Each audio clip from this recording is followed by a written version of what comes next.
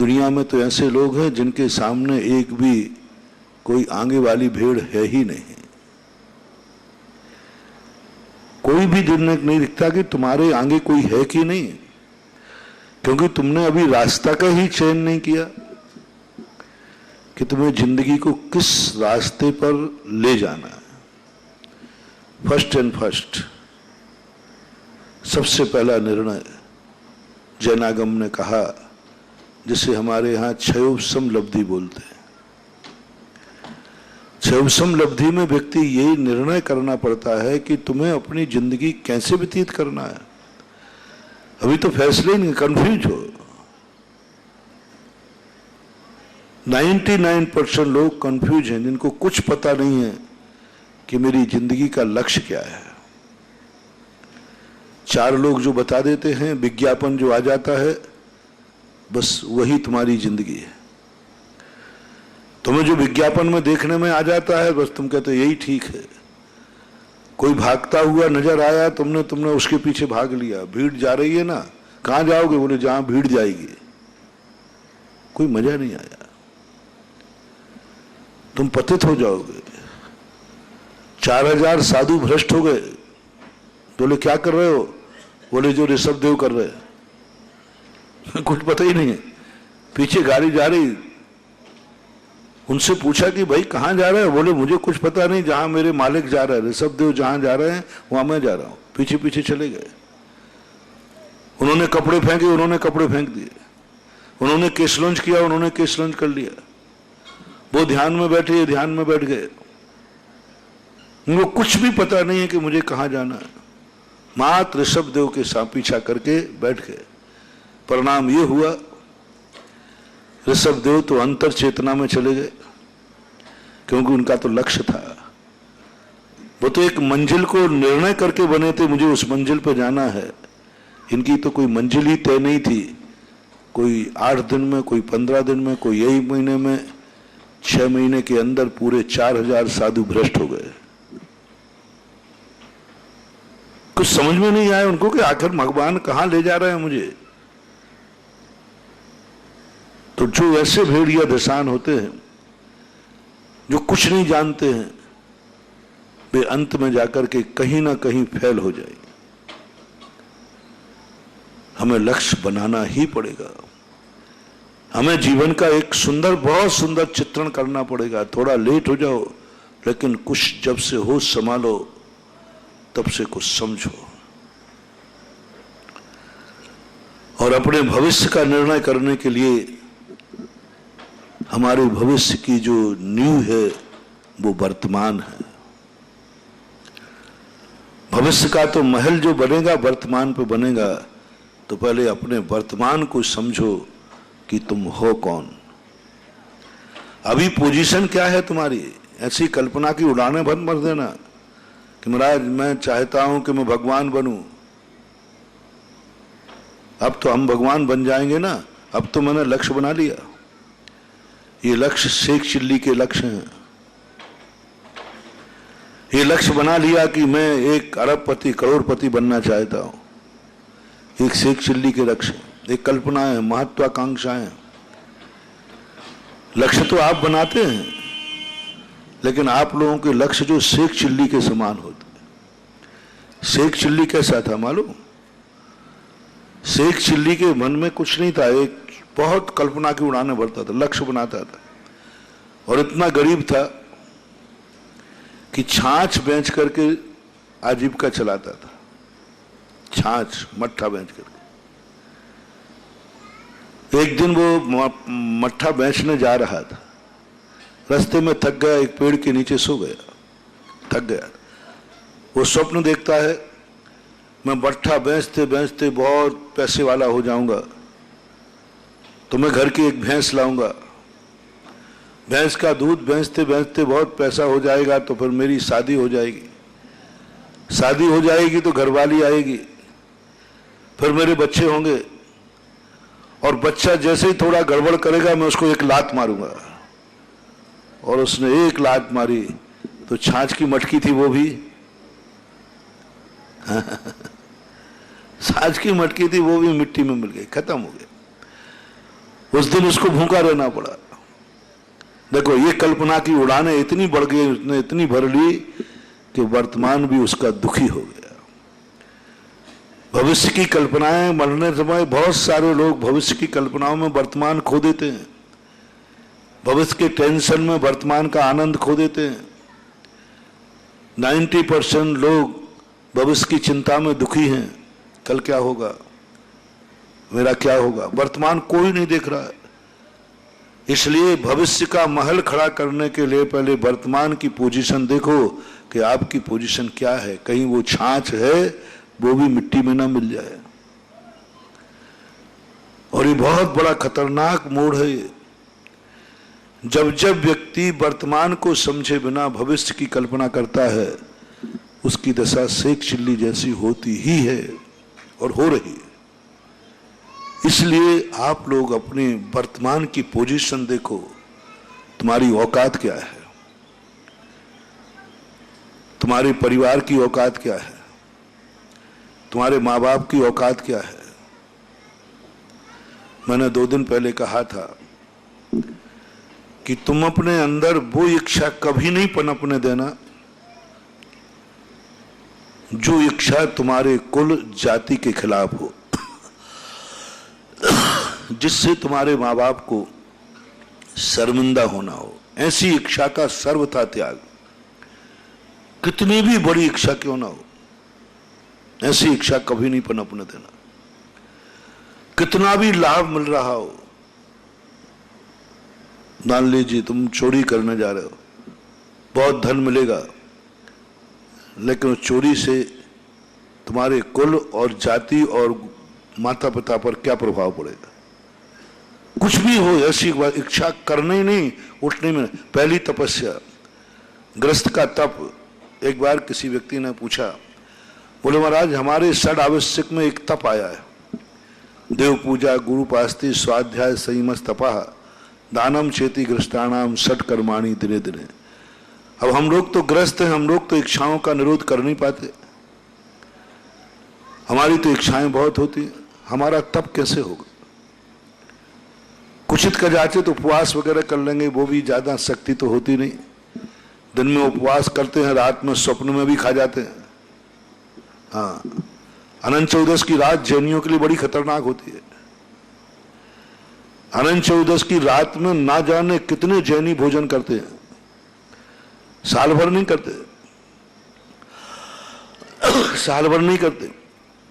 सबसे ज्यादा रात में जैनियों के भोजन होता है तो अनंत चौदस की रात में, क्योंकि ज्यादातर एकासन उपवास होते हैं और साथ में सोते समय स्वप्न में जम के डकारते। खूब लोग प्रायश्चित लेने आते, महाराज जी हमने रात में पानी पी लिया, रात में चाट पकौड़ी खा ली, ये बहुत आते। खतरनाक चीज है, क्योंकि दिन भर उपवास से रहे ना, तो रात में स्वप्न में, जो दिन में अपनी इच्छाएं पूरी नहीं कर पाता, स्वप्न 2 प्रकार के होते हैं। एक स्वप्न होते हैं जो भविष्य सूचक होते हैं, जो बहुत अच्छे लोगों को आते हैं, और एक शब्द होते हैं जो दिन में अतृप्त रहे, दिन में अपनी इच्छाएं पूरी नहीं कर पाए और उन्हीं इच्छाओं को लेकर के सो गए, तो वे रात में इच्छाएं पूरी कर लेते हैं, रात में स्वप्न में। अब दिन में तो खाने मिला नहीं और भूख तो लग रही थी, क्योंकि आत्मा का अनुभव तो था नहीं, भगवान में मन लगा नहीं। अब वो ठीक है, तो वे रात में जम के अच्छे खा लेते हैं, पर सुबह आ जाते, महाराज मैंने कहा अनंत चौदस को रात में खाया। बोले महाराज जागृत में नहीं खाया, स्वप्न में खाया। मैंने क्यों? बोले कल का उपवास था। तो ये स्थितियां जो हैं, तब कैसे बनेगा हम लोगों का। बहुत बार खाने वालों का अरुणोदय भी तो नहीं बनता। और ये आपने ये और कह दिया, पहले तो हम समझते थे, पंडित लोगों ने कहा ये षड आवश्यक जो है प्रतिमाधारी के लिए है। सारे पंडितों ने एक मत होकर के इस श्लोक का अर्थ क्या निकाला? प्रतिमाधारी। ये ग्रस्त लोग पूजन पाठ, अभिषेक, उपवास क्यों नहीं करते थे? और खासतौर से पंडित तो करते ही नहीं थे। कारण क्या था कि इनकी एक ही धारणा थी, ये षड आवश्यक किसके हैं? प्रतिमाधारियों के। जो वृत्ति बने प्रतिमाधारी हो वो अविरत सम्यक दृष्टि के नहीं है। सांगानेर में सन 1994 में ये प्रश्न हुआ। मैंने उन्हें कहा, मैंने कि अरे विद्वान लोगों, ऐसा कौन सी प्रतिमा है जिसमें षडावश्यक लिखे हैं?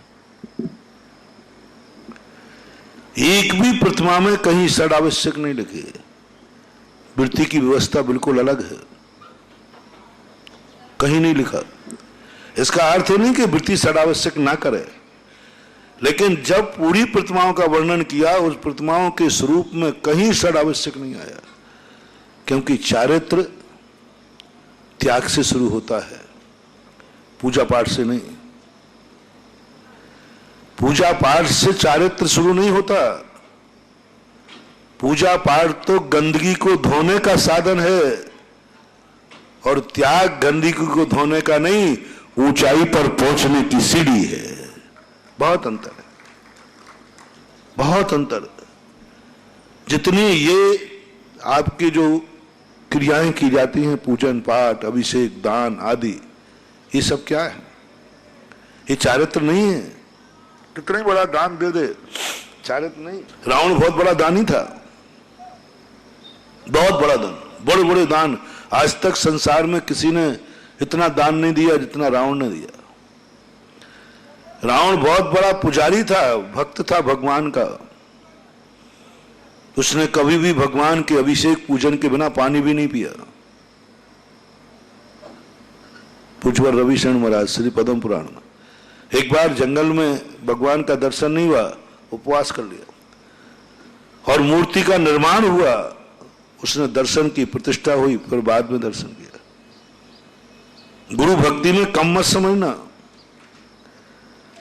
एक माह तक जो गुरु की भक्ति की, कैलाश पर्वत पर गुरु की भक्ति और वैयावृत्ति देखकर देवता भी प्रशंसा करने आए। देवताओं ने उसका सम्मान किया, देवताओं ने सम्मान किया कि आज तक ऐसी वैयावृत्ति, ऐसी गुरु भक्ति दूसरे में नहीं देखी। लेकिन फिर भी वह मोक्ष मार्ग के चारित्र में आगे नहीं बढ़ पाया। ये चारित्र नहीं है। ये सब चीजें तो जो तुम्हारे अंदर असंयम से, आरंभ परिग्रह से जो गंदगी तुम्हारी आत्मा में लगी है, उस गंदगी को धोने का जल है, गंदोदक नहीं है। गंदगी को धोने के लिए जो लगाया जाता है वो कभी गंदोदक नहीं बनता, वो पावन नहीं बनता। ये तो सफाई है। तुमने पाप किया, आरंभ किया, परिग्रह किया, गृहस्थी में तुम क्या क्या नहीं करते हो, सब करते हो, और उससे जो आत्मा मलिन होती है, उस मलिन के लिए ये सब क्रियाएं होती है। त्वाम सुई कलमस गणोन्मत ना यदि। कलमस को धोने का साधन है ये, कलमस को धोने का। और त्याग से शुरू होता है चारित्र। चारित्र जहां भी होता है त्याग से शुरू होता है। पूजा पाठ अभी से, जो बहुत बड़ा पुजारी है वो त्यागी है नहीं, मैंने रावण का बता दिया ना। बहुत बड़ा दानी है सो त्यागी है नहीं, रावण का बता दिया। बहुत बड़ा गुरु भक्त है इसलिए त्यागी है नहीं, रावण का बता दिया। सर्वोत्कृष्ट भक्त, सर्वोत्त पुजारी, ये चारित्री नहीं है, ये त्यागी की कोटि में नहीं आते। और इतना करने मात्र से कोई व्यक्ति पूज्य नहीं बनता। त्याग से पूज्यता आती है, पूजा करने से पूज्यता नहीं आती, दान देने से पूज्यता नहीं आती, गुरु भक्ति करने से पूज्यता नहीं आती। इससे तो मात्र तुम्हारी जो गंदगी आई थी आरंभ परिग्रह से, विषय कसायों से, उस गंदगी की सफाई होती है। पूज्यता आती है व्रत लेने से। एक जैसे ही व्रत ले लेता है, एक भी व्यक्ति बताओ, 6 डालाकार की बात हमें समझ में अभी तक नहीं आई, एक अविरत सम्यक दृष्टि बताओ जिसकी देवताओं ने जय जयकार की हो, सम्यक दर्शन के कारण। ये सम्यक दृष्टि है, इसने सम्यक दर्शन प्राप्त कर लिया है, इसलिए इसकी जय जयकार है। एक नाम बता दो, कोई उदाहरण बता दो। सम्यक दर्शन प्राप्त किया है, सम्यक दृष्टि है, उसकी जय जयकार कहीं एक भी नाम किसी आगम में बता दो। पंडित जी साहब तो कहते हैं चारत मोहे वसलेस न संयम पैर सुरनाथ जजे। मैंने इस पंक्ति का चिंतन किया क्योंकि मैं पढ़ने के बाद चिंतन बहुत करता हूं, इसलिए करता हूं कि जिससे वो अच्छी तरह समझ में आ जाए। मैंने ये पंक्ति पढ़ी, बोलता हूं, मैं भी प्रवचन में बोलता हूं कि सम्यक दर्शन के जय जयकार देवताओं ने किया। फॉर एग्जाम्पल पूरे आगम में बता दीजिए किसी जीव को सम्यक दर्शन हुआ, छायक, उपसम, क्षयोपसम, और उस सम्यक दर्शन की जय जयकार की हो किसी देवता ने, किसी देवता ने सम्यक दृष्टि को आकर सम्यक दर्शन के कारण नमस्कार किया हो, एक नाम बताओ। सम्यक दर्शन के कारण कह रहा हूं, ये सम्यक दृष्टि है इसलिए इसकी जय जयकार, सम्यक दर्शन प्राप्त किया इसलिए उसकी प्रशंसा। आगम में तो नहीं मिला, कहीं देखने में नहीं आया। जितनी कथाएं मैंने पढ़ी, जितना मेरे पढ़ने की शक्ति थी मैंने पढ़ ली। पुराण जितने पढ़े मैंने, उनमें सबसे पहले मैंने यही बात खोजी, सम्यक दर्शन की देवता ने किसकी जय जयकार की। सम्यक दर्शन तो उत्पन्न हुए हैं कि नहीं, बहुत लोगों को होता ही है सम्यक दर्शन, तो अनादि मिथ्या दृष्टि। छायक सम्यक दर्शन भी उत्पन्न हुए हैं कि नहीं हुए, सब हुए, लेकिन देवताओं ने उस उपलक्ष्य में जय जयकार करी हो, उस उपलक्ष्य में कुछ कार्य किया हो कि सम्यक दर्शन प्राप्त किया है इसलिए इसकी जय जयकार। सम्यक दर्शन उत्पत्ति पर कोई देवता आया हो, कोई बात नहीं, अपना दरवाजा खुला है, खाता खुला है। आज सोच के मत बताना, जो जहां सुन रहे हो कल बता देना, परसों बता देना, हमारे जीवन के अंतिम समय तक बता देना, मैं तुरंत अपनी बात वापस ले लूंगा। क्योंकि मैं जो बोलता हूं ना, इतना मैं ज्ञाता नहीं हूं,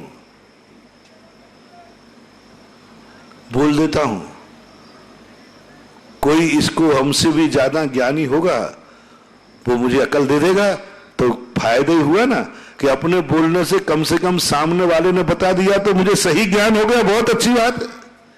हमारे आचार्य ज्ञान सागर महाराज कहते हैं वीरोदय महाकाव्य में कि मैं नहीं कहता हूं कि मैंने ये एक ग्रंथ लिखा है तो पूरा निर्दोष ही है, मैं नहीं कहता निर्दोष ही है, मुझे डाउट है कि इसमें कोई ना कोई दोष रह सकते हैं। तो जब तुम्हें खुद मालूम है कि मेरे से पूरा सही नहीं बन सकता तो फिर क्यों लिखा? बोले इसलिए लिखा कि मुझे गलती तो दिखी नहीं रही थी, कम से कम लिखूंगा तो कोई बाँचेगा तो गलती तो निकालेगा, और वो गलती निकालेगा तो अच्छा ही है, मेरी गलती सुधर जाएगी, बाँचेगा वो, सुधरूंगा मैं, इससे अच्छा और उपकार क्या होता है।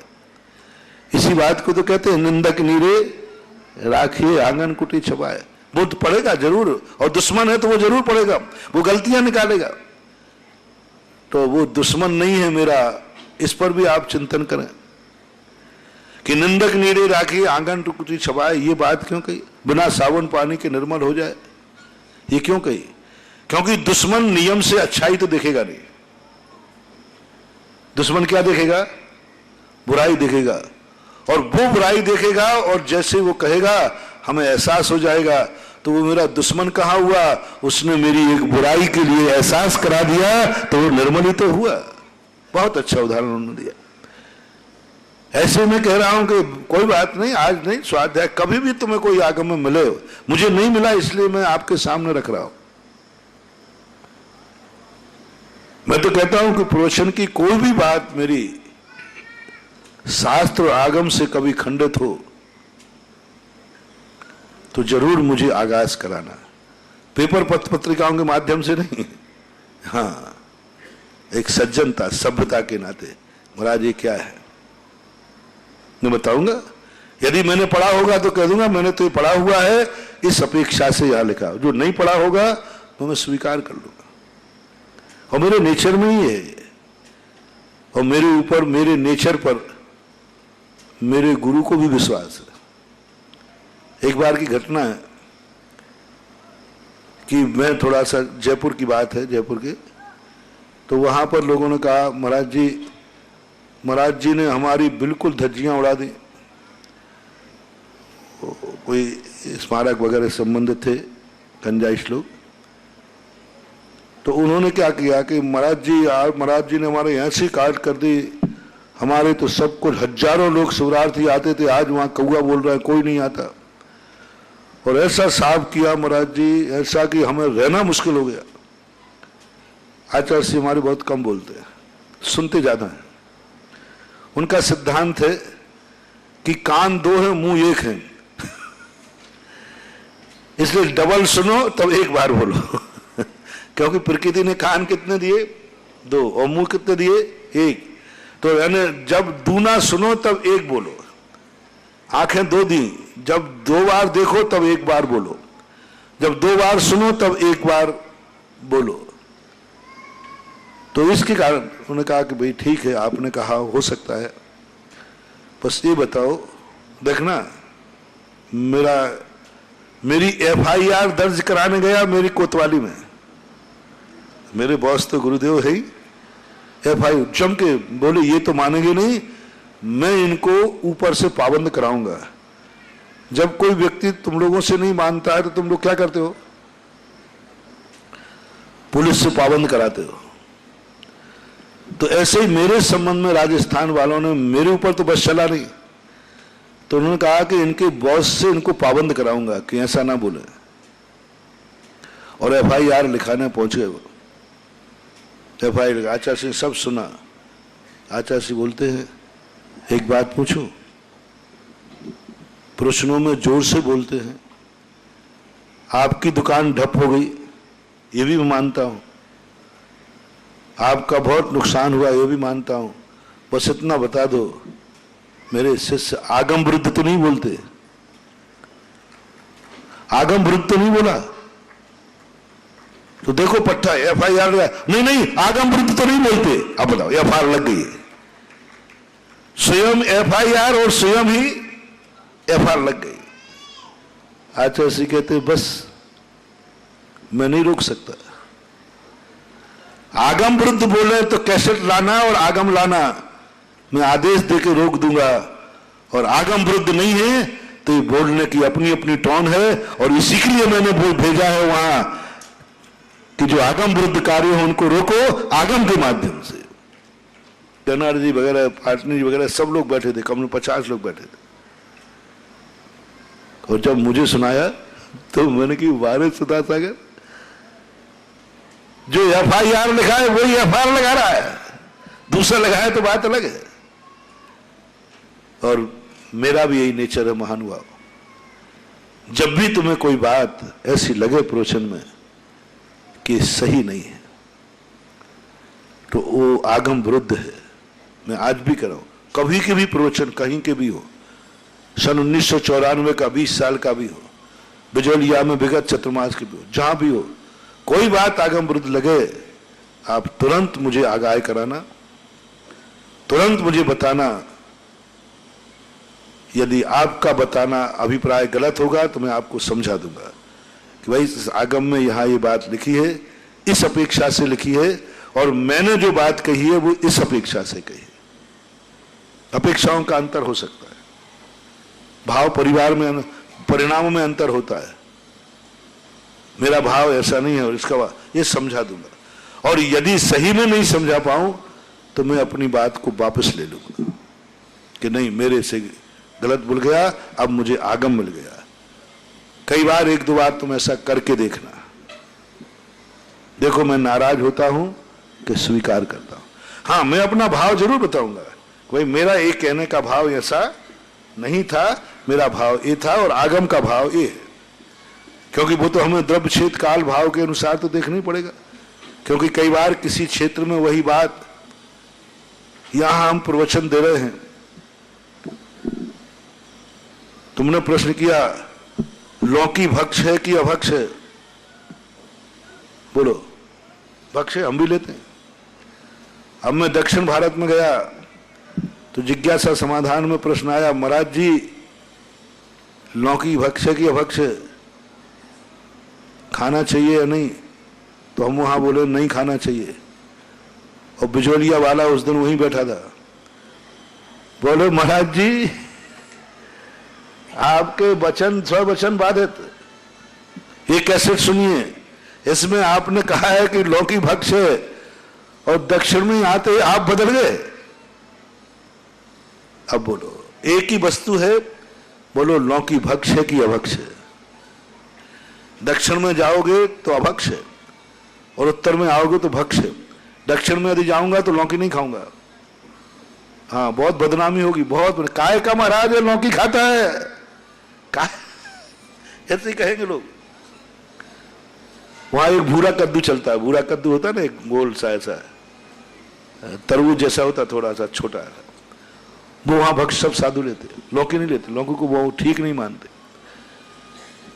और वहां यदि हम कद्दू खाते पाए गए और बिजोलिया के व्यक्ति, अरे भैया अपने महाराज तो दक्षिण जाके भ्रष्ट हो गया, भ्रष्ट। बोले क्या हुआ? अरे भूरा कद्दू खा रहा था।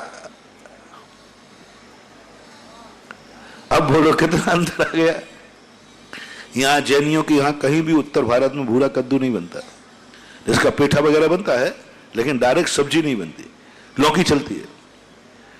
अब इस अपेक्षा से तुम कहो महाराज जी सही बताओ कौन सा सही है, तो मैं कहूंगा बिजोलिया में लौकी भक्ष है और कर्नाटक में लौकी अभक्ष है। दो प्रकार की लौकी है, कर्नाटक वाली और उत्तर वाली। अब ये कहलाता है क्षेत्र का। वहां ऐसी ही जनपद सत्य है कि वो लौकी को नहीं मानते। हाँ, जिसका नाम आगम में स्पष्ट लिखा है, जैसे बैगन, अब वो तो कश्मीर से कन्याकुमारी कहीं भी चले जाओ वो तो अभक्ष था, अभक्ष ही रहेगा। उसमें कोई चीज जिसका नाम आगम में स्पष्ट आ गया वो द्रव्य छेद काल भाव से नहीं बंधेंगे, वो तो शाश्वत रूप से अभक्ष है। लेकिन जिसका आगम में नाम नहीं है लेकिन द्रव्य क्षेत्र काल भाव के अनुसार वहां का अलग अलग नेचर है, तो हमें वहां की परंपरा को स्वीकार करना पड़ेगा। आत्मानुशासनकार ने इसे जनपद सत्य लिखा कि वहां का तुम्हारे आगम में है नहीं, लेकिन वहां के लोग यदि जिसको अभक्ष मानते हैं तो अभक्ष मानना। यद्यपि शुद्धम लोक विरुद्धम ना करणीयम ना आचरणीयम, शुद्ध है हमें मालूम है, लौकी में कोई दोष नहीं है, लेकिन वहां के क्षेत्र के विरुद्ध है, लोक के विरुद्ध है, सज्जन पुरुषों के विरुद्ध है, तो हम वहां लौकी नहीं लेंगे। क्योंकि वहां की परंपरा में वहां के लोग कहते नहीं महाराज अभक्ष है और आगम कुछ बोल नहीं रहा है, तो हम वहां की परंपरा को मान लेंगे। जब तक उस एरिया में रहेंगे हम वो चीज नहीं लेंगे, क्योंकि उससे हमारा मुनिपद बदनाम हो जाएगा, लोगों में अश्रद्धा हो जाएगी। काय का साधु है लौकी लेता है और यहां भूरा कद्दू ले लूं तो काय का महाराज भूरा कद्दू खाता है, तो हम दोनों जगह अपनी मुनिपद की सुरक्षा करेंगे।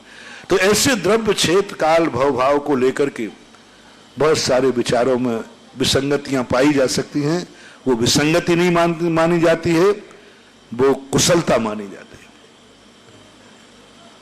वो कुशलता मानी जाती है। सड़क के अनुसार गाड़ी मोड़ना है, गाड़ी के अनुसार सड़क नहीं मुड़ेगी। आप स्कूटर लिए हो तो आप जिस समय मुड़ रहे हो उसी समय सड़क जाएगी कि सड़क के अनुसार गाड़ी को मोड़ना है? सड़क के अनुसार गाड़ी को मोड़ना। तो ऐसा ही व्यवहार होता है, तुम्हें अपने अनुसार नहीं बोलना है, वहां की परंपरा क्या है। लेकिन जो आगम में स्पष्ट उल्लेख आया है वह बात यदि तुम्हारी कहीं से मिलती है तो जरूर मुझे आगाह कराना, मैं बहुत जल्दी स्वीकार करता हूं। कहीं बार गलती मुझे बस समझ में आ जाए कि हाँ ये गलत है, तो फिर मैं तुरंत सुधार करता हूं, क्योंकि उसमें कोई बात है, दुश्मन भी कहे तो भी ठीक है। इसलिए मैं पूछ रहा हूं, एक किसी सम्यक दर्शन की उत्पत्ति पर किसी व्यक्ति की जय जयकार हुई हो आगम में कहीं, तो धीमान विद्वान लोग मुझे बताएं। एक नाम चाहिए मुझे, क्योंकि मैंने खोजा तो मुझे मिला नहीं, शायद आप लोगों को मिल जाए। अभी तक तो यही धारणा बनाता हूं, जब तक आप लोग मेरी धारणा को खंडित नहीं करें कि एक भी नहीं है। सम्यक दर्शन की उत्पत्ति पर देवताओं के द्वारा जय जयकार। देवताओं ने आकर के उसकी वंदना की हो, देवता उसके सम्मुख आए हो, एक भी कथा नहीं। अब देख लीजिए, उसी सम्यक दृष्टि ने है, अविरत सम्यक दृष्टि, वृत्ति नहीं, लेकिन सम्यक दर्शन की उत्पत्ति के समय कोई नहीं, उसी सम्यक दृष्टि ने थोड़ा भी त्याग किया, थोड़ा भी व्रत का पालन किया, अष्टमी चतुर्दशी का हिंसा का त्याग किया। अभी है अविरत सम्यक, वृत्ति नहीं बना रहा हूं, लेकिन त्याग, एकमात्र 14 का त्याग किया। और जब उस पर संकट आया तब कौन आ गया? देवता भी आकर के कमल की रचना कर दी चांडाल के लिए। थोड़ा सा एक दिन का त्याग। बोलो, वो सम्यक दर्शन के कारण देवता आए थे कि एक दिन के त्याग के कारण आए थे? एक दिन। जितनी भी कथा हुई, सतियां हुई, इनकी रक्षा सम्यक दर्शन के कारण हुई कि इनके शील व्रत के कारण हुई। शेर सुदर्शन के लिए सम्यक दृष्टि जीव था, तद्भव मोक्षगामी था, छायक सम्यक दृष्टि था। देवता सम्यक दृष्टि के कारण आए थे कि उसके शील व्रत में वो सफल हुआ, इस कारण देवता आए थे। मनुवती का जो शांत आता है, वो सम्यक दर्शन के कारण हार का नाग हुआ था कि गजमोती के त्याग के नियम के कारण हार का नाग हुआ था? महाराज जी, जो मैना सुंदरी का जो घटना है, नाग का हार, वो मनुवती का है। कमल श्री का जो आता है नाग का हार में, रात्रि भोजन के त्याग का। मैना सुंदरी का आता है त्याग सम्यक दर्शन के कारण नहीं। सम्यक दृष्टि तो पहले भी थी वो, लेकिन जब उसने विधान किया, सिद्धों की पूजा की, त्याग किया, श्रीपाल चरित में बहुत त्याग किया, बड़े बड़े दान, बड़ी बड़ी पूजाओं में त्याग किया, 8 दिन का उपवास किया। वास्तविक रूप से जितने विधान हैं ये सही रूप से उपवास पूर्वक ही है। सिद्ध चक्र मंडल विधान का अर्थ है कि जो पर मान लीजिए अभी अपने कार्तिक की आएगी तो सप्तमी के दिन से वो अन्न जल का त्याग करेगा, और पूनम का पूरा दिन और एकम की सुबह घर आकर के पारणा आदि करा करके मुनि की स्वयं पारणा करेगा। जितने भी विधान हैं सब उपवास पूर्वक करने को कहे गए। निर्जल उपवास। भरत चक्रवर्ती कल्पद्रुम मंडल विधान में बैठेगा, निर्जल उपवास। अब कहां जाएगा वो, कैसे जाएगा? देखो, सुबह से स्थापना निक्षेप से पंच कल्याणक करेगा, सौधर्मेंद्र कायदा से। अब वो सौधर्मेंद्र बना है, सही का बना है कि नकली का? पंच कल्याणक में सौधर्मेंद्र सही का बनता है कि नकली का? हैं? यदि नकली मानते हो तो फिर प्रतिष्ठा भी नकली है, ये भगवान मंदिर भी नकली है। जैसे मूर्ति में कहते हैं साक्षात जनेन्द्र भव, ऐसे ही सौधर्मेंद्र से साक्षात शब्द लगाया, साक्षात सौधर्मेंद्र भव, साक्षात भव। आगे सामने से नहीं, वो नीचे से। हाँ, वो हिल जाएगा, इधर आ जाओ, धीरे से धीरे धीरे आओ। तो ध्यान रखना उसके संबंध। बहुत बड़ी बात कह रहा हूं। पूजाओं के अतिशय खत्म क्यों हो गए? विधानों के अतिशय खत्म क्यों हो गए? जो विधानों के चमत्कार पड़े हैं, तुम सब नकली बन करके करते हो पंच कल्याणक। आज मूर्तियों की प्रतिष्ठा में चमत्कार नहीं आ रहा है, अतिशय नहीं आ रहा है, क्योंकि तुम सब नकली बन करके कर रहे हो। अरे ये तो नाटक है, ये तो ड्रामा है, ये तो चलेगा। बंधु, मैं तो बहुत दुखी हूं। मूर्तियों में वो अतिशय ला सकता हूं मैं जो मेरे हाथ में नहीं है, वो तुम्हारे हाथ में है। आधा मूर्तियों में अतिशय आया, जितना मेरे हाथ में है उतना तो मैं कर लेता हूं। जो मुनियों के हाथ में है वो तो मैं कर लेता हूं, उतना अतिशय तो मूर्तियों में दे देता हूं। आपको सबको मालूम है, जहां जहां मंदिरों की प्रतिष्ठाएं मैंने की, वे मंदिर आज दिन दूने रात चौगुने बढ़ रहे हैं और समाज भी बढ़ रही है। ये तो मैं कर, लेकिन अभी आधा नहीं है, 50% तुम्हारे आश्रित है। तुम अपने आप को नकली मानते हो, क्यों? तुम स्वधर्मंद बन गए। अभी घर आना जाना है, स्वधर्मंद का घर होता ही नहीं, वो तो विमान होता है, उसकी स्थापना होती है। जैसे इंद्र की स्थापना होती है, ऐसे ही प्रतिष्ठा पाठों में इंद्रपुरी की स्थापना है। प्रतिष्ठाचार्य जाएगा, एक पंडाल को, एक कमरे को, एक टेंट को, जो भी जैसा है, उसको स्वधर्मंद के विमान की स्थापना करेगा। ये टेंट, ये कमरा आज से स्वधर्म विमान भव, ये स्वधर्म विमान है। अब स्वधर्म विमान जब है तो वहां परिवारों का आना जाना नहीं होगा। परिवार आना जाना नहीं, परिवार, कोई परिवार का व्यक्ति, क्योंकि उसके परिवार होते ही नहीं, मियां बीवी के अलावा कोई परिवार नहीं होगा। बेटा नहीं, बिटिया नहीं, पिता नहीं, रिश्तेदार नहीं, सब कुछ नहीं। हर व्यक्ति, बेटा भी उससे पापा नहीं कह सकता।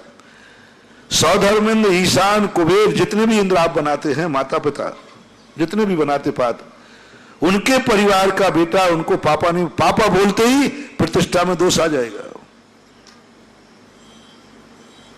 ब्याई जी ने ब्याई जी बोल दिया, प्रतिष्ठा में दोष आ जाएगा। भाई ने भाई साहब बोल दिया, प्रतिष्ठा में दोष आ जाएगा। ससुर साहब ने कुंवर साहब बोल दिया, प्रतिष्ठा में दोष आ जाएगा। प्रतिष्ठा में दोष आ जाएगा। जैसे महाराज, मुनि महाराज को आपने बोल दिया, आपके मान लो मुनिराज कोई भाई लगते हैं, तो तुमने बोल दिया ये मेरे भाई हैं। अब भाई मान के व्यवहार करो महाराज से, भाई तो है, थे। बाप बेटा मान के व्यवहार करे, क्योंकि बेटा है कि नहीं है, तो ये मेरा बेटा है। बोलो पाप लगेगा कि पुण्य? मुनि दीक्षा के बाद यदि बाप अपने बेटे को बेटा कहे मुनि बनने के बाद, तो उस बाप को दोष लगेगा कि पुण्य? पाप लगेगा कि पुण्य? बोलो। महान पाप, महान पाप। बेटा बेटा है, मेरा भाई है। और कोई पत्नी ने, पति ने दीक्षा ले ली, और यदि वो मुनिराज के मन में ये भाव आए, उनकी पत्नी के मन में, ये मेरी पत्नी है, गई सीधे नरक। किसको पति मान लिया? वो मुनि बन गए। ऐसे कोई आर्यिका बन जाए और तुम्हें कहा ये मेरी पत्नी है, ये भाव आ जाए, कितना बड़ा आर्यिका को पत्नी है। इसी प्रकार से आपका स्वधर्मेंद्र को आपने कोई रिश्तेदारी का नाम पुकार दिया, तुम्हें पाप, महान पाप जो पुकार रहा है। बेटा स्वधर्मेंद्र को पिता नहीं कह सकता, भाई भाई नहीं कह सकता, ब्याई जी नहीं कह सकते, कोई रिश्ता नहीं, सब रिश्ते खत्म। मात्र देवराज स्वधर्मेंद्र कहना चाहिए, स्वधर्मेंद्र देवराज कहना चाहिए। उनका नाम नहीं पुकार सकते। मान लीजिए फलाने चंद हैं, तो आप उनका नाम नहीं पुकार सकते, नाम नहीं ले सकते। हाँ, जैसे मान लीजिए तुम्हारा नाम कस्तूरचंद है, तो अब कोई भी तुम्हें कस्तूरचंद कह दिया, प्रतिष्ठा सदोष हो गई। जैसे मुनिराज को यदि गृहस्थ अवस्था का नाम ले लिया, फलाने चंद, ये कौन बैठे हैं? मैं उदाहरण से फिट करके दे रहा हूं। यदि किसी ने कहा, गृहस्थ अवस्था का कोई दोस्त था, कोई आए, ये कौन बैठे? बोले फलाने चंद। यदि मुनिराज को वो फलाने चंद कहे जो गृहस्थ अवस्था का नाम है, उसको पुण्य लगेगा कि पाप? पाप लगेगा। अब वो चंद कहाँ है? उनका तो नाम बदल गया। मुनि लगाओ, वहां मुनि नहीं लगता था, यहां मुनि लगेगा। मान लो वह भी नाम होगा तो अंगाड़ी पिछाड़ी मुनि लगा के बोलोगे। ऐसा ही तुमने वहां पर नाम कैसे रख दिया? तुमने नाम कैसे ले लिया? जैसे ही सकलीकरण होते ही मात्र एक नाम उसका है, देवराज स्वधर्मेंद्र, बस।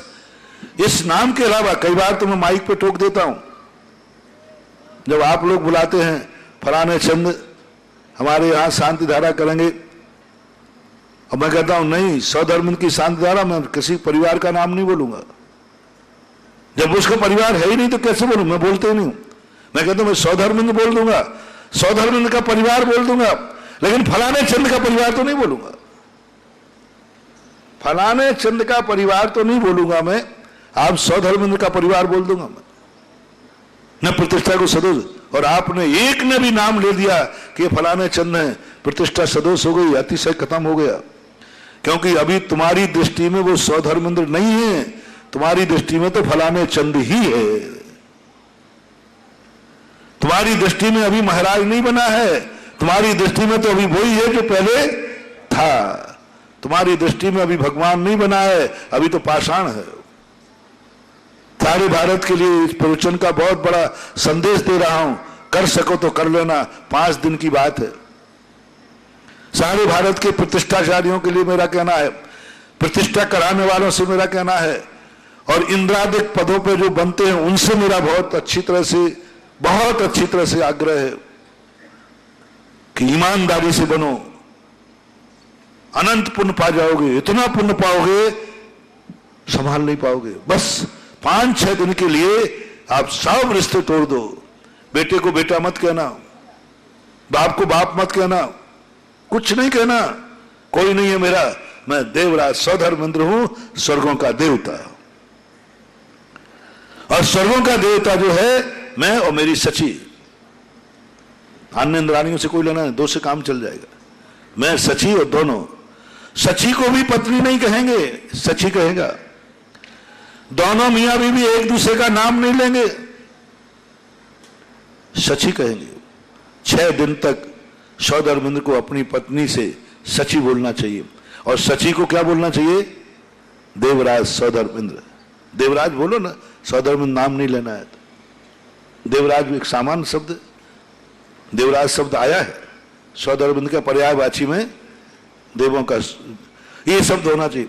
अब इतना होने के बाद सब खत्म करो, बिल्कुल ऐसे ही त्याग होना चाहिए जैसे कोई मुनि दीक्षा लेता है तो घर को मन से, वचन से, काय से याद भी नहीं कर सकता। मुनि दीक्षा लेने के बाद यदि मुनि के मन में सकलीकरण और दीक्षा में कोई अंतर, दीक्षा का हो उसका दूसरा नाम सकलीकरण को शास्त्रों में दीक्षा भी कहा है। सकलीकरण को शास्त्रों में दीक्षा का अर्थ क्या? संकल्प।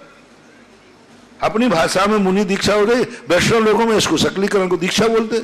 अपने शास्त्रों में आया कि उसको सकलीकरण है दीक्षा, 6 दिन की दीक्षा है वो। जैसे मुनिराज दीक्षा लेने के बाद यदि मन वचन काय से गृहस्थी को याद करते हैं तो उन मुनिराज का पतन है, गुणस्थान नहीं बनेगा। ऐसे ही तुम इंद्रादिक बनने के बाद यदि परिवार से संबंध रखते हो, परिवार को याद रखते हो, तो आपको सौधर्मेंद्र बनने का, ईशान कुबेर आदि बनने का जो लाभ मिलना चाहिए वो लाभ आपको नहीं मिलेगा। पक्का मान के चलना, बल्कि हानि है, बहुत नुकसान है। तुमने एक प्रतिष्ठा को कलंकित किया है, तुमने एक प्रतिष्ठा को सदोष किया है, तुमने भगवान की प्रतिष्ठा के लिए अति कम किया है, क्योंकि तुम परिवार से अभी भी संबंध बनाए हुए हो। मुनिराज के मन में थोड़ा सा भी विकल्प, आपको उदाहरण तो समझ में आ रहा ना? यदि मुनि बनने के बाद मैं अपने आप के परिवारों से संबंध रखूं और परिवार का व्यक्ति आते ही मुझे वही अनुभूति हो जो पहले था, भाई था तो भाई की, रिश्तेदार था तो रिश्तेदार की, दोस्त था तो दोस्त की, यदि मेरे मन में वही अनुभूति हो रही है कि ये मेरा परिवार का व्यक्ति है, तो गुणस्थान बनेगा क्या? मुनिपना बनेगा? नहीं बनेगा। अनुभूति क्या होगी? श्रावक की। एक श्रावक है, जैसे सब लोग हैं, आप लोग हैं, ऐसे है अनुभूति की बात। वो जो है सो है, लेकिन हम नहीं मानेंगे तो वो मुनि में पल जाएगा। ऐसा ही तुम इंद्रादिक पद जब धारण करते हो, मन में भी विकल्प मत लाओ, मैं कौन हूं, मैं कहां का हूं, बुझेलिया का हूं, नहीं, मुझे कोई पता नहीं, मैं देवराज इंद्र हूं, स्वर्गों का देवता, अधिपति, और कुछ नहीं हूं मैं। वहां मैं शब्द का उद्बोधन कराया कि सौधर्मेंद्र बोलेगा, मैं, हे कुबेर, मैं सौधर्मेंद्र आदेश देता हूं। जब रत्न वृष्टि की बात आई, समोषण की बात आई, तो क्या आदेश दिया? मैं देवराज इंद्र, फलाने चंद्र नहीं, मैं देवराज इंद्र कुबेर तुम्हें आदेश देता हूं, समोषण की रचना करो। अब मैं तुम्हें आशीर्वाद दूं तो तो मैं फलाने चंद तुम्हें आशीर्वाद देता हूं। नमोस्तु नहीं किया रे तुम लोगों ने, एक के हाथ नहीं उठे। देखो, मैं फलाना चंद मैं तुम्हें आशीर्वाद देता हूं। अब देखना, अभी देखना, सबके हाथ उठ जाएंगे। मैं सुधा सागर तुम्हें आशीर्वाद देता हूं। हो, देख लो सबको, कितना अंतर आ गया नाम में। वह नाम असंयम दशा का था, वह असंयमी का नाम था, और यह नाम मुनि दशा का है। पूर्व नाम की यदि तुम मेरी माला फेरोगे तो पूर्व नाम की फेरोगे कि इस नाम की? कम सुना मैंने। क्यों? संकल्प क्या है? यह नाम संयमी का है, और वह नाम जब रखा गया था वह जीव संयमी था कि असंयमी? असंयमी था। नाम रखते समय वह असंयमी था। किसी बाप का बेटा था, किसी भाई का भाई था, किसी बहन का भाई था, किसी का भांजा था, ये सब रिश्तेदार थे, ये सब पूजनीय हैं। और जब ये नाम रखा गया तब ये सब कुछ नहीं था, वो मुनि था, और मुनि को देख के रखा गया। यह नाम में अतिशय है। उस नाम आत्मा एक ही है। आत्मा बदल गई कि अलग अलग है? आत्मा वही है कि एक है? आत्मा तो वही है, हाड़ मास भी वही है, सब कुछ वही है, लेकिन बदल क्या गया? संकल्प। अब संयमी का ये नाम रखा जाता है, वो असंयमी का नाम है। ऐसा ही आपका नाम जो है, आप अपना नाम भूल जाओ। कोई पुकारे तो, मैं कहता हूं, कोई पुकारे तो सुनना मत। बोले तुम्हें सुनाई नहीं पड़ता, लगता है बहरे हो गए। बोले क्या? मैं बोल रहा हूं, पता नहीं किसको बुला रहे आप, किसको बुला रहे? तुम्हारा नाम कस्तूर चंद है कि नहीं? साहब, मेरा नाम तो नहीं। आप गलत नंबर डायल कर लिया।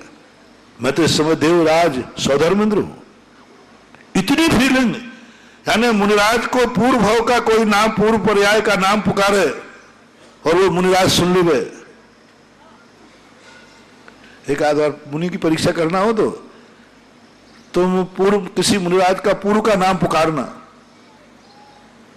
वो नाम लेके कहना फलाने चंद महाराज। अच्छा क्या क्या कह रहे हो? समझ में गया महाराज। अभी उसकी अनुभूति क्या हो रही है, उसकी आत्मा की पर्याय क्या है? वो अभी वही नामधारी मान रहा है जो ग्रस्त अवस्था में था। और ग्रस्त अवस्था का नाम पुकारने पर यदि मुनिराज ने सुन लिया और जवाब दे दिया, समझ लेना वो अभी मुनि बना ही नहीं है। तुम कितनी पुकारते रहना, दीक्षा के बाद फलाने चंद फलाने चंद फलाने चंद, वो सुनेगा नहीं। महाराज जी दीक्षा लेते ही आप क्या बहरे हो गए? मैं कितनी देर से तुम्हें पुकार रहा हूं, घंटे भर पहले तो आप सुनते थे और अब सुनना बंद हो गया, क्या बात हुई? बोले महाराज जी मैं आपका नाम लेके पुकार रहा हूं। बोले भैया ये नाम किसी दूसरे का था, अब मेरा नाम यह नहीं है। अनुभूति में भी नहीं आएगा, ज्ञान में भी नहीं आएगा, खत्म हो जाता है, पर वही नाम आएगा जो रखा गया। ऐसा ही सौधर्मेंद्र को कोई नाम पुकारे नहीं सुनेगा, वो सुनेगा मात मैं देवराज इंद्र हूं। ऐसी करोड़ों प्रतिष्ठाएं देखो इन मूर्तियों में, ऐसा अतिशय टपकेगा कि मनुष्य क्या देवता भी दर्शन करने आएंगे, मेरी गारंटी है। 5-6 दिन की बात है, सब संबंध तोड़ो, त्याग कर दो। शकली कलशी का नाम है, कुछ संबंध नहीं, कोई नहीं। इंद्रपुरी में कोई जाएगा ही नहीं, परिवार का व्यक्ति जाएगा ही नहीं, परिवार का व्यक्ति घर का पानी भी नहीं पिएगा। साक्षात सौधर्मेंद्र बनेगा, वो 6 दिन का उपवास करेगा, क्योंकि सौधर्मेंद्र कबलाहारी नहीं होते। सौधर्मेंद्र पानी नहीं पीता, सौधर्मेंद्र भोजन नहीं करता, सौधर्मेंद्र खाता नहीं है। ये नहीं करेगा, बोले नहीं खाऊंगा मैं। बिना आहार के, बिना पानी के तो सौधर्मेंद्र महीनों रहता है, क्योंकि उनका आहार अंतराल से होता है ना, वे प्रतिदिन नहीं खाते, उनका निश्चित है इतने मान लीजिए प्रतिष्ठा के समय उसके आहार का समय नहीं आया तो 6 दिन निराहार। जितने भी विधान हैं पंचकल्याणक हैं, सब में उपवास पूर्वक करने को कहा गया। 6 दिन का सब इंद्राणियों के उपवास। महाराज ऐसा करना, वो आप ही कर लेना पंचकल्याणक, हम लोग नमोस्तु कर लेंगे। नहीं, बता रहा हूं, विधि बता रहा हूं, अतिशय बता रहा हूं, जो मार्ग है वो बता रहा हूं। करना क्या नहीं करना वो तो तुम्हारे ऊपर है। कोर्स तो बताऊं पूरा कि सही कोर्स ये है कि तुम लोग जो पूछते हो कि अतिशय क्यों नहीं आ रहा है, जो शास्त्रों में लिखे थे उनका बता रहा हूं, इस कारण से नहीं आ रहा है अतिशय, इस कारण से नहीं आ रहा। और वहां जाकर के और घर में भी अन्न जल ग्रहण नहीं करेगा और घर जाएगा ही नहीं। सुआ सूतक नहीं लगता, कैसे नहीं लगा? फलाने चंद को तो सुआ सूतक लगना चाहिए, लेकिन वो फलाने चंद है नहीं, वो तो देवराज है। मैंने सोचा कि सुआ सूतक क्यों नहीं लगता है, क्योंकि अब वो फलाना चंद है ही नहीं, फलाने चंद को सुआ सूतक लगेगा। कुटुंबी तो फलाने चंद है तो देवराज है, सकलीकरण हो गया, अब सुआ सूतक नहीं लगेगा। इसमें बहुत बड़े लॉजिक हैं। मां अकेला धागा बांध करके घर में बैठे रहना, धागा बांध करके घर के संबंध बनाए, ये सकलीकरण नहीं है। कई लोग कहते महाराज जी हमें धागा बंधवा दो, क्यों? हमारे यहां सूर सूतक होने वाला है। अरे मैं तो धागा बांधने से कोई सूर सूतक हट जाएगा क्या? उतनी देर के लिए तुम्हें कोई दूसरी चीज बनाना पड़ेगी। बिटिया जब तुम्हारे कुल से दूसरे कुल में जाती है तो गोत्र परिवर्तन करती है कि नहीं? सूतक कब बदलता है? गोत्र परिवर्तन हो गया इसलिए बदलता है। यदि वही गोत्र बना रहता तो? सुनो, सकलीकरण का अर्थ क्या है? उसको अन्य कुछ बनाना, धागा बांधना नहीं। ओ मुरे मुरे मुरे मुरे करके बांध दिया, क्या बनाया उसको? गोत्र में तो किसी के गोत्र बदलो उसका। सकलीकरण का अर्थ है गोत्र परिवर्तन। ये कन्या के जो फेरे फेरे जाते हैं ना, कंगन बंधन, ये भी सब गोत्र परिवर्तन है। गोत्र परिवर्तन करना है इसका। उसी व्यक्ति को सूतक नहीं लगेगा जिसने सकलीकरण के समय गोत्र परिवर्तन किया। आपने सकलीकरण किया, क्या बनाया उसको आपने? ये नाम बताओ उसका, क्या बनाया? मारा है कि जिंदा रखा है? जिंदा रखा तो क्या बनाया? परिवर्तन करो। हमने तो सौधर्म बना दिया, देवराज बना दिया कि भाई आज से ये फलाना श्रावक था, अब ये सौधर्मेंद्र भाव। परिवर्तन हो गया कि नहीं? जैसे कन्या गोत्र बदल गया कि नहीं? अब वो देव गोत्र में। आप लोग जो सकलीकरण को नाटक बना रखा है, सकलीकरण का नाटक बना रखा है, एक धागा बांध लिया साहब अब हमें कोई सूतक नहीं। तुमने क्या परिवर्तन किया? क्या उस घर के बाप बनना छोड़ दिया? क्या उस घर का बेटा बनना छोड़ दिया? क्या उस घर का भाई बनना छोड़ दिया? क्या उस घर का पति पत्नी बनना छोड़ दिया? अब उस घर का सकलीकरण का अर्थ है उस घर का तुम्हारा कोई रिश्ता नहीं रहेगा। अब बेटा पापा नहीं कह सकता और पापा बेटा नहीं कह सकता, तब सकलीकरण माना जाएगा। अन्यथा परिवर्तन कहां है? नहीं कर सकते, आप कुछ नहीं कर सकते। आपका गोत्र परिवर्तन, क्या परिवर्तन किया आपने ये बताइए।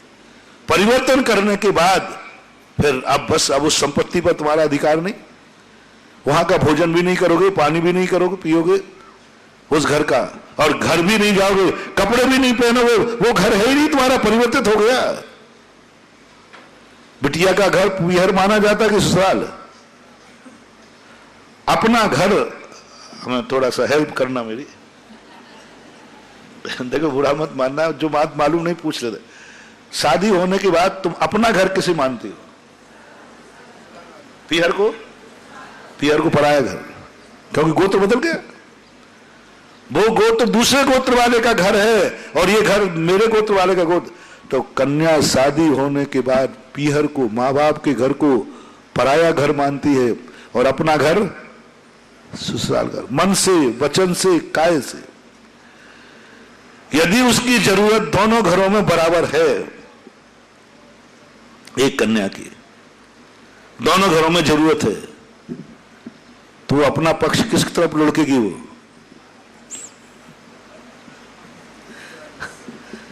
ससुराल की तरफ लुढ़केगी, क्योंकि उसका वो घर है। ऐसा ही तुमने सकलीकरण बनकर के क्या बने तुम? पहले तो ये बताओ किस रूप में आपने स्थापना की इसकी, उसकी स्थापना करो। आज से मैं इसको यह बनाता हूं इतने दिन के लिए, अब बस पर उससे संबंध तोड़ देना। उस घर में खाओगे भी नहीं, पियोगे भी नहीं, वस्त्र भी नहीं पहनोगे, उस घर को घर भी नहीं कहोगे, क्योंकि अब तुम पराये हो चुके हो। तब वो सकलीकरण होता है, जैसे मैं स्वधर्म दे। इसलिए ऐसे इंद्र बने बहुत पहले। मैंने तो बहुत दिनों से एक माह 2 पंचकाणक के बाद फिर पंचकाणक मेरा सफल नहीं हुआ, आप लोगों ने साथ नहीं दिया। एक उत्तर प्रदेश में एक देवगढ़ है और ललितपुर एक गांव शहर है, बहुत जिला है, डिस्ट्रिक्ट है, वहां 9 गजर चले थे। उस समय लोगों ने मेरी बात मानी थी। उसके पहले 7 गजर, उसके पहले तो कई हुए, 7 गजर चले थे अशोकनगर में, वहां भी इंद्रपुरी की रचना की थी। ललितपुर के 9 गजर के अंदर तो मैंने वही प्रवचन दिया था, जो व्यक्ति अपने इंद्र के लिए पापा कह देगा, ध्यान रखना यह पंचकल्याण को उसके लिए नाश कर देगा। भूल करके पापा मत बोलोगे कोई बेटा, कोई रिश्तेदार नहीं जाएगा उनसे मिलने। और वो रिश्तेदार भी स्वधर्म को कहा, तू अपने किसी रिश्तेदार को देख करके तेरे मन में रिश्तेदारी का भाव नहीं आना चाहिए। बहुत अच्छा। और इंद्रपुरी रखी थी, खाना पीना रहना सब वहीं, और इंद्रपुरी की स्थापना कराई थी। इंद्रपुरी में मैंने पंडित को भेजा था, शिखरचंद भिंडवाले थे, मैंने कि जाओ पहले इंद्रपुरी की रचना करके आओ। और सब विमानों में जितने टेंट थे वहां टेंट लगाए गए थे, थोड़ा जंगल था, मैंने कि एक एक टेंट पर आप जाओगे, सौधर्म इंद्र विमान भव, ईशान इंद्र विमान भव, जो भी नाम आते वहां भेजा, पूरा सकलीकरण कराया। और उपवास तो नहीं करा पाया, नहीं तो 2-4 ऊपर चले जाते, पर मैंने कहा कम से कम घर का नहीं खाना, जो व्यवस्था बनी हो उसके अनुसार भोजन करना। कोई ने उपवास भी किए थे, ऐसी बात नहीं, कोई ने पानी लेकर के आवाज उठाओ तो कोई ना कोई तो पालन करते ही है। कुछ लोगों ने कहा नहीं महाराज हम पानी में 6 दिन चलाने, कोई ने दूध लिया, कोई ने फल लिया, कोई ने एक टाइम भोजन किया। क्या पंचकाणक प्रतिष्ठा का आनंद आया देखते। ऐसी प्रतिष्ठाओं का सकलीकरण, ये है रहस्य इसकी स्थितियों का। तो ये हमें देखना चाहिए, समझना चाहिए, पहले हमारे जीवन में क्या संकल्प हुआ, व्यक्ति वही है, सब कुछ वही है। लेकिन आज जिस ढंग का नाटक हो रहा है, पूरा ड्रामा हो गया, नाटक ही हो गया। इंद्र बन जाते हैं, 2 घंटे पूजा में बैठेंगे, बाद में दुकान पे बैठते हैं। इंद्र बने, सकलीकरण है। अब देवराज इंद्र, कुबेर इंद्र, ईशान सनत कुमार इंद्र चाय पत्ती बेच रहे हैं, और होटल वाला बना है तो क्या बेच रहा है? होटल वाला बना तो चाय बेच रहा है, ले लो चाय, पोहन चले पकौड़ी। और संकल्प किसका है? इंद्र का संकल्प है, कुबेर का संकल्प है, माता पिता का संकल्प है। और वह धंधा घर में जा रहा है, रिश्तेदारी में जा रहा है, बीच में मौका मिले तो पार्टी में भी जा रहा है। पार्टी तुम्हारे होते ना पार्टी, क्योंकि शाम को तो कोई कार्यक्रम है नहीं, तो शादी विवाह में चला गया, बोलो रात्रि का कोई पार्ट मेरा नहीं है, मजा नहीं आएगा। बहुत गलत हो रहा है। इसलिए पर्याय वही है, सब कुछ वही है। अविरत सम्यक दृष्टि की बात कर रहा था, सम्यक दृष्टि है अभी, लेकिन सम्यक दृष्टि की पूजा नहीं। सम्यक दर्शन के कारण आए नहीं देव, त्याग के कारण आए, त्याग के कारण आए। सम्यक दृष्टि तो मैना सुंदरी पहले भी थी, यदि उस समय आ जाते तो शादी के दूसरे दिन कोर्ट दूर कर देते, क्योंकि दोनों सम्यक दृष्टि थे। कोटिभट्ट राजा श्रीपाल तद्भव मोक्षगामी जीव थे, मैना सुंदरी सम्यक दृष्टि जीव थे। तो जिस दिन दोनों का संबंध हुआ उसी दिन आकर देवता उसके कोड़ को दूर कर देते, लेकिन नहीं, सम्यक दर्शन के कारण आज तक किसी का संकट दूर नहीं हुआ। सम्यक दर्शन ने आज तक किसी को संकट से नहीं बचाया। सम्यक दर्शन आज तक किसी देवताओं को नहीं बुला पाया, आज तक किसी देवता ने रहा कि सम्यक दर्शन के कारण देवता आ गए। त्याग, त्याग, थोड़ा सा भी त्याग, थोड़ा भी संयम, थोड़ा भी संयम, थोड़ा सा संयम किया सुदर्शन सेठ ने, जय जयकार हो गए। एक दिन का त्याग किया, जय जयकार हो गई। रात्रि भोजन त्याग किया, जय जयकार हो गई। व्रत कथाओं में एक दिन का उपवास किया, सुगंध दशमी, खाने से नहीं। कोई भी ऐसा व्रत नहीं जो खाने का हो। आप लोगों ने मना लिया, वो कौन सी तीज आती है? अरे ये रोड तीज। मुझे आज तक समझ में नहीं आई खाने का त्योहार कहां से आ गए।